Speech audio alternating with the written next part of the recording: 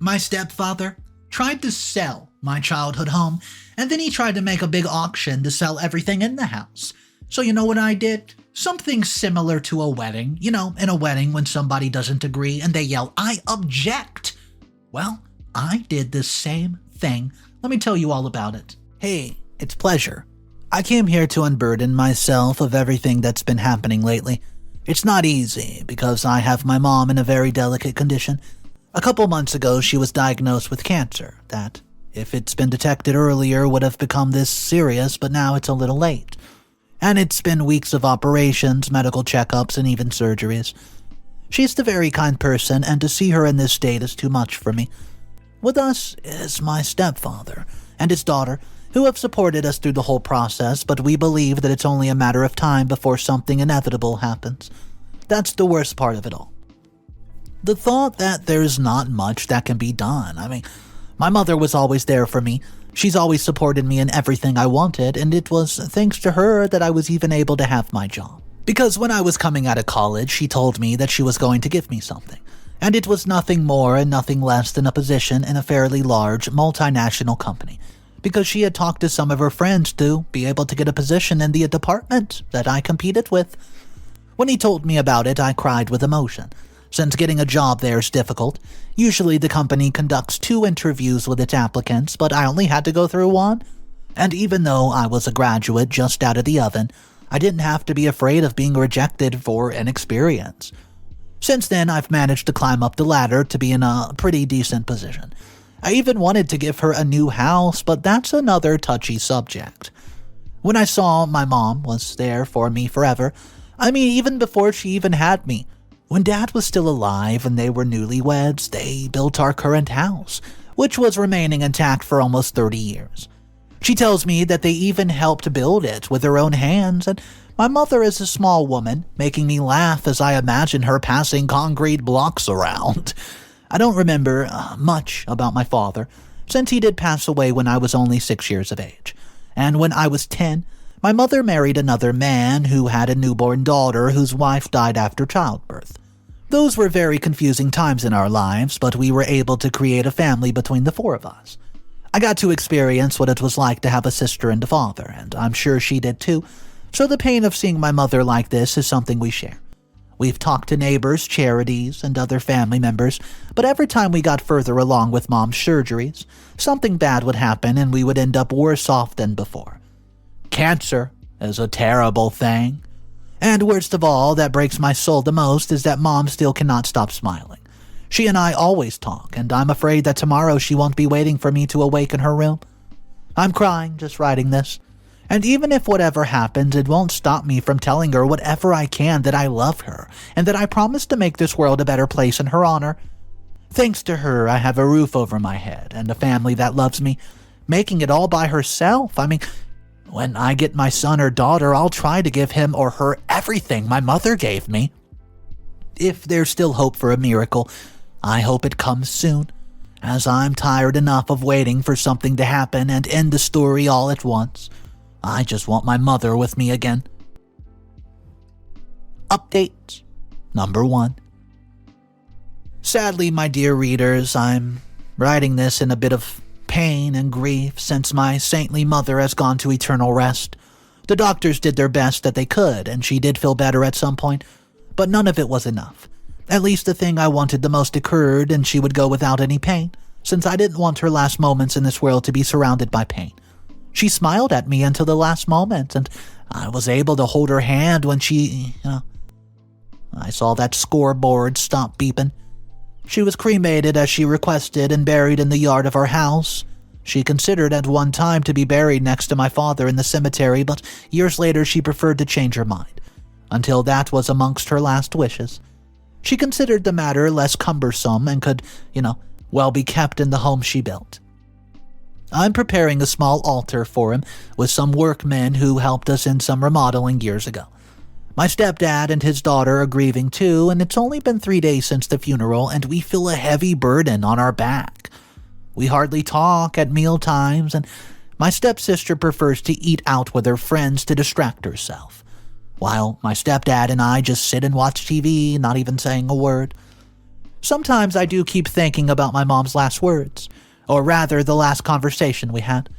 They say that the power of the mind is very, very powerful, and I feel that she knew it was her turn to leave when she made me come into that room to tell me to promise to be a good man, to work hard so I could have a comfortable life, that if I decide to have a family, to love them with the same affection she gave me, and to take care of my stepfather and sister. They are the only thing I have left in this world, you know, and they depend on me to make ends meet. My sister only studies, and my stepdad doesn't earn much at his job. She told me that I was the real man of the house with a little chuckle. That I'd always been, and it was more for the moment that she was raising me all her life to be like that, to know how to cope with everything once she's gone. At least she left a legacy, which is the house where she raised me and fed me until the end, and it's very hard to have to go through this situation, and it is then when I think more than ever that people say that they would like one's mother to be eternal. Mine left far before her time, but I feel that I'll live 1,000 years thanks to her, and for that and much more I say goodbye to you, Mom. I'll always love you. Update number 2. A month has passed and a lot's happened, not so much for the better. Life's become somewhat more colorful than before, and my family and I have returned to our daily routines. My stepdad's still at his job, and my stepsister is keeping her studies in order. But I'm starting to feel an uncomfortable situation with both of them. Let's see, one thing you have to understand is that my stepsister is very flirtatious, shall we say, and it always has a new suitor every time. The time I saw her last, the longest with a guy, was 3 months, or, I don't know, a year they were with each other. I don't really remember. And I feel like she's one of the women who keeps trying new flavors every now and then just to keep her life exciting. I'm not judging, don't get me wrong. Not at all. As long as they're not hitting too much on her, she does everything safely. It's all good. The problem is when I get involved in the middle of the whole spectacle. To put it this way, let's say that I haven't been going through an emotional stable period. I've had some inconveniences at work for the same reason, and I'm very sensitive and I tend to cry out of the blue. Sometimes very delicate, I don't know. Despite being a man, I'm not ashamed to admit, but that affects my performance a lot, and sometimes I could not find someone I could talk to openly about it, so I told my sister. She helped me. We talked, we went for a walk, and eventually I was able to get rid of those intrusive thoughts. Something for which I'm very grateful. But everything changed as the days went by, and I told you this about the suitors because she was now indirectly involved, me with them. She asked me for money for her dates or a ride in the car since her father works in the evening. At first I did it without a problem, but then she starts with daily outings with her friends, and it's really become kind of a chauffeur burdensome routine, and that's something I don't really like. There are times that I have to wait outside of the place that she's at for a long time without even keeping me updated. On a couple of occasions, she ends up having intense fights with her friends, and I'm the one who has to put up with all of it. I try to be supportive of her, but I feel like trust is being abused, and my stepdad is very grateful for what I'm doing for her, and has even asked me on a couple of occasions if I could lend my sister money for her outings. You know, I have a good job. And I like to see her happy, but I don't want it to become a habit. Imagine, if we're alone in the car yesterday on our way home, when I told her I want to talk to her about grieving my mom. But she told me she's too tired for that, and just stayed on her phone. I think that's such a damn shallow thing to do. Update number 3. We went from awkward to annoying. I fought with my sister right after her birthday, but I know it was all her fault. You see, I got her a new phone slightly better than the one she had, because I know she wanted a new one with more storage capacity. And you know what she did? She gave it to one of the guys she's dating. Yeah, just like that. She must have used the phone like 3 times, and when I saw her with her old phone, I asked, "Hey, where's the new phone?" She, out of the blue and most normal, replies, I gave it to Benny." What? I asked her for an explanation, and she told me the boy, who's not even a boy as he's only 2 years younger than me, has a very strong job and requires good equipment, which he did not have and does not have the means to get it. Her old one was no good for her, so she thought that she would give him the new one. I still don't understand the logic behind this thinking, as they've only been dating for a couple weeks or so, and I'm not saying that she should not date guys who can't afford their own stuff, but it's just super horrible that you have to hand over a gift that was lovingly given to you for your birthday like it was no big deal.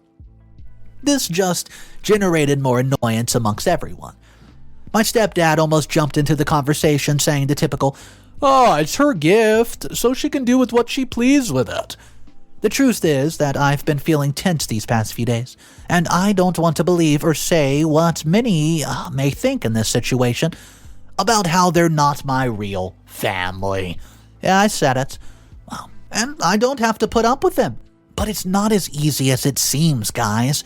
In my internal position, we have lived too many things together. I mean, that girl has known me all her life. And if she doesn't see me as her brother, well, it would be very strange. But even if blood doesn't connect us, our bond is connected. And every time I talk or argue with them, I see my mother asking me not to abandon them, but to be there for them. But where do you draw the line? Where is the point at which I say that's no longer my problem? Because if you ask me, that happened a long time ago, even as a blood family member. Anyways, I'm a little defensive, and I hate that they put it all down to my mother's grief. It's like I'm the only one who still seems to be hurting from the loss, and I won't say they don't hurt, but maybe it's just that I'm very sensitive, and anything's affecting me more than it should.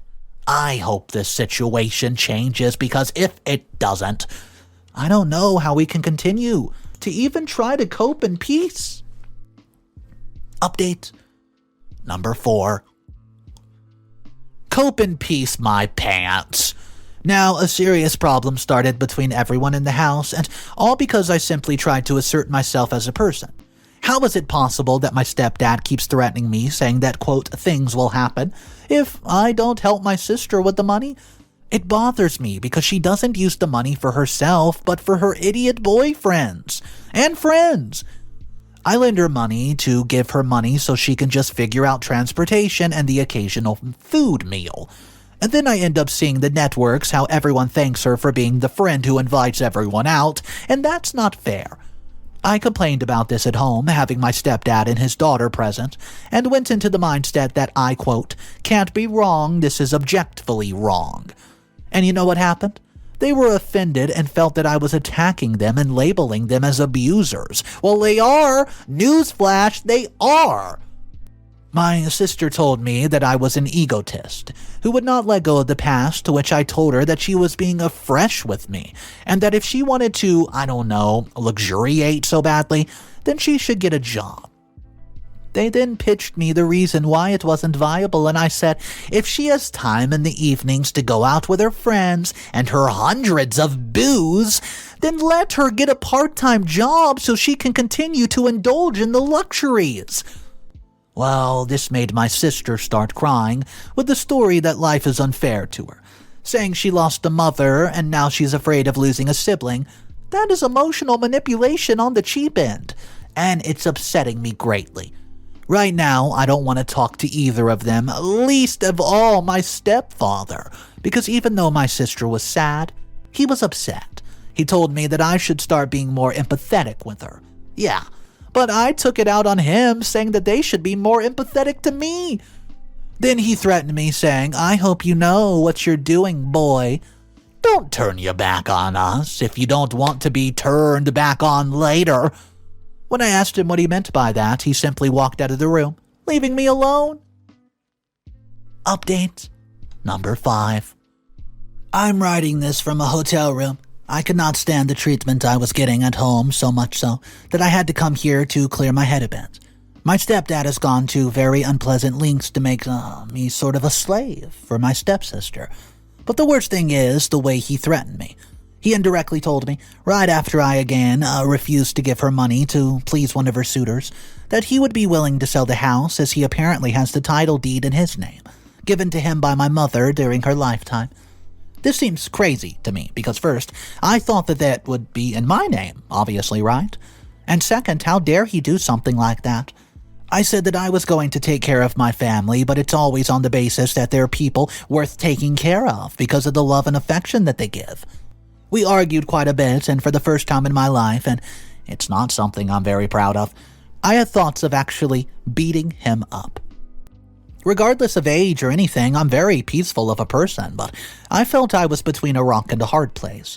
And as my mother taught me, when we're in a place of hate, the best thing to do is walk away and reflect. And that's why I came to the hotel right away. Right now, I'm having a hard time conceiving sleep, but I have to stop thinking about it if I don't want to end up with a mental breakdown. Update number 6. I discovered something very, very interesting. I came to investigate amongst some papers that my mother had from everything I managed to get out of the house, and I found a document that I could say, without exaggeration, it's worth gold. It turns out that I found the original deed of the house, which was dated almost 30 years ago, just my age, and the date when Mom and Dad finished the building of the home.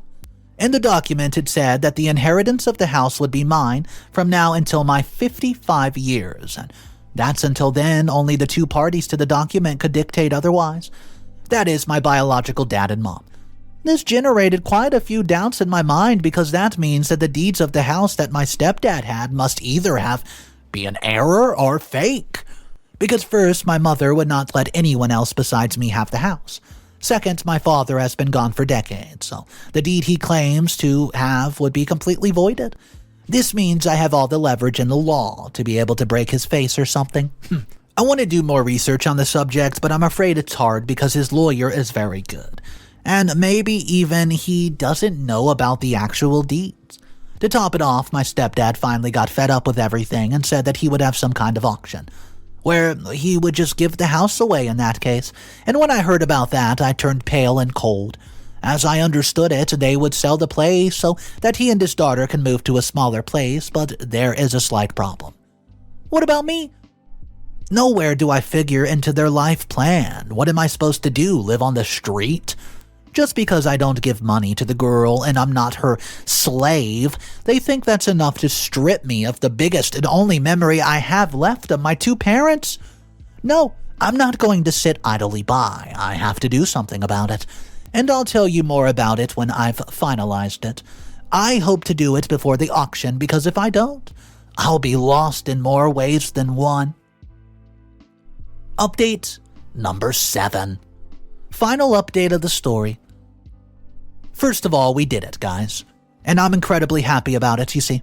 I carried out my plan and it worked like a charm. They thought that they could get smart with me, but they didn't. It took a lot more than that and they did not succeed.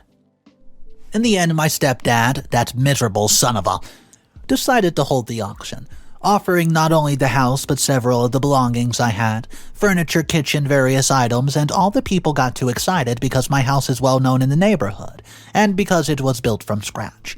It did not adhere to many of the norms of the time, having several creative freedoms. Apart from the fact that there are more spaces to build and nothing left. The idea of my parents was so good that for the years it was envied. I say this because many people came to the auction, and people even from other states. The only ones that made me sad were a young couple, who were seriously interested in buying the place to start a new life, similar to the situation that my parents went through at the time. Anyways, the auction started without further ado, and summoning people from all over thanks to my sister's social networks. I wonder if she is so good at networking, why doesn't she take advantage of that and look for a job? I mean, come on. Well, mysteries of life that I'll never know how to explain. The auction started without me, as I was on my own way to the site. As I was looking for my lawyer and the necessary documents to be able to unmask everything, it was a race against the clock, and I felt like I was in an action movie. Unfortunately, some things were sold and we were too late to claim them, but that all sunk in later. When I arrived, I came in like I was some guy appealing in the middle of the wedding. I object! Everybody was shocked, and Stepdad called security.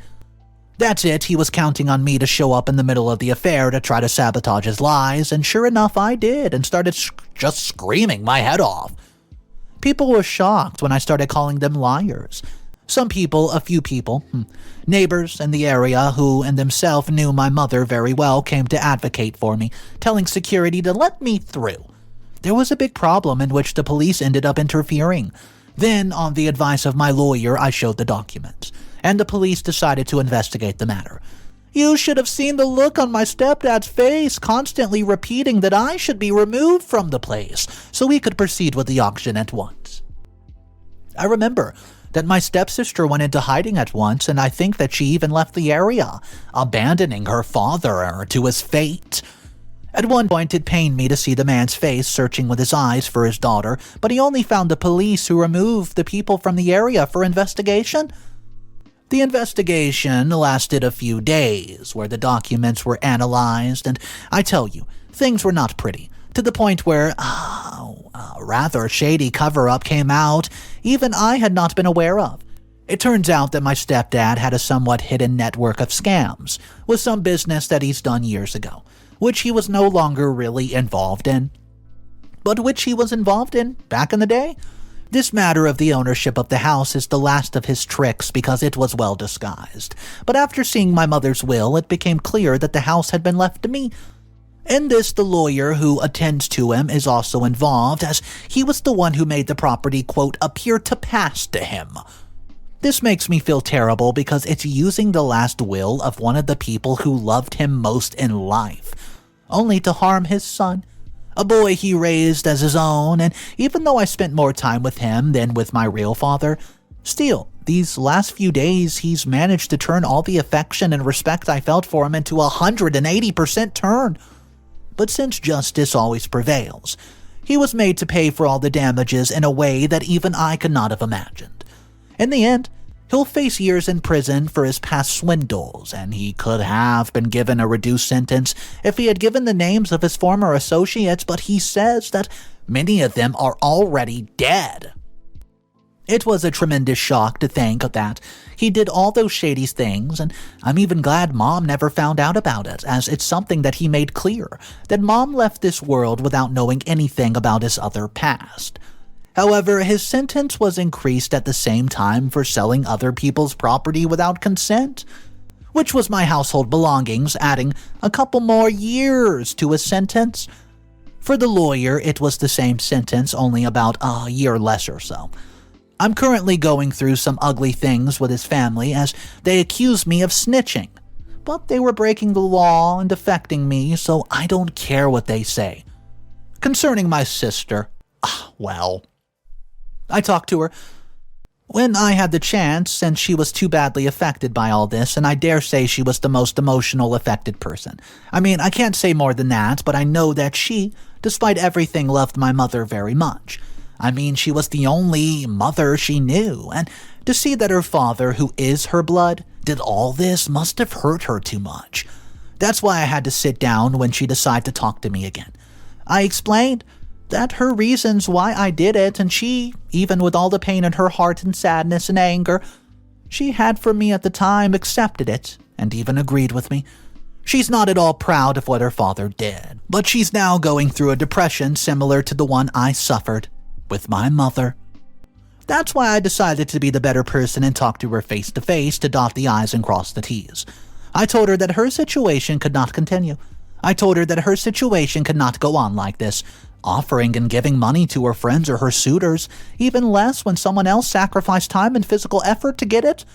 I told her that she could stay in the house with me and try to live as well as possible, but she would need to get a job to keep the house afloat and to be able to treat herself occasionally. It was good enough that she lived without so many responsibilities for a lifetime, but now she's going to have to earn her own money. She's already submitted resumes to 2 different places and will be interviewing next week so that it won't interfere with her academic schedule either. In addition, she would have to improve her GPA so she can graduate with honors, of course. I don't say any of this as a threat, telling her that she should find her own place as soon as possible, but she should think of her own in a more uncluttered way. I would like to be a parental role model for her, and from now on, I just feel that we would be better than her own flesh and blood. I feel my mom would be proud of me for this. It's so wild to me when I read stories like this and you see something like a lawyer or a doctor involved in the scandal. It's like, what made it worth it to you to risk your entire career, your entire life to be put into prison or jail over the fact that you wanted to do one messed up thing? In this case, it was the lawyer helping OP's, well, father, stepdad, with the fake deed. So I do want to know your thought on this, guys, and if you were in OP's position, do you think that OP did everything in OP's power to make this story end in OP's favor? Drop your thoughts down below in the comment section, guys. My name's Mr. Reddito, and I narrate stories like this every single day. So, to make sure you don't miss a daily video reading, all you have to do is hit that subscribe button.